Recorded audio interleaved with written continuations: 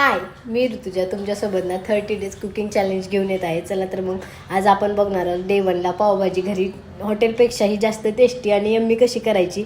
माझ्या चॅनलला सपोर्ट करा, सबस्क्राईब करायला, शेअर करायला अजिबात विसरू नका. चला तर मग बघूया पावभाजी कशी होती घरी.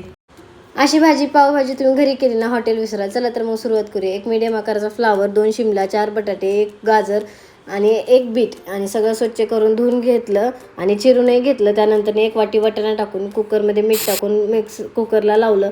शिट्या 2 होईपर्यंत ठेवलं. त्यानंतर भाज्या शिजून झाल्यावर मॅश करून घेतल्या. घरातील मसाले, लाल तिखट, पावभाजी मसाला, थोडासा गरम मसाला आणि हळद एवढेच मसाले मी घेतले होते आणि चवीनुसार मीठ.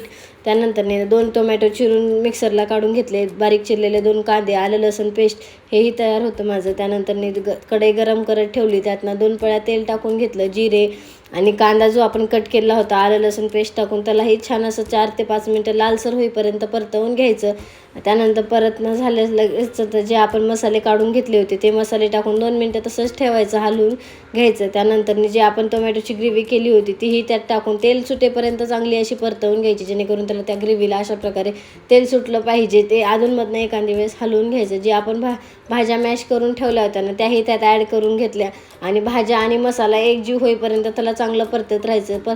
त्यानंतर ना जे आपलं भाज्याचंच पाणी उरलेलं होतं ना शिजत ठेवलेलं तेच मी ॲड करते. त्याने खूप जास्त टेस्टी भाजी होते. त्याच पाण्याने, त्याच पाण्याचा मी वापर करते भाजीमध्ये. त्यानंतर वरतून थोडीशी कोथिंबीर तूप टाकून असे क्रिस्पी असे पावही भाजून झाले होते. तयार आहे आपली हॉटेलपेक्षाही जास्त टेस्टी पावभाजी. हा 30 डेजमधला फर्स्ट डे होता माझा. अशा प्रकारे मला सपोर्ट करा, लाईक करा, शेअर करा, सबस्क्राईब करायला विसरू नका. Bye bye.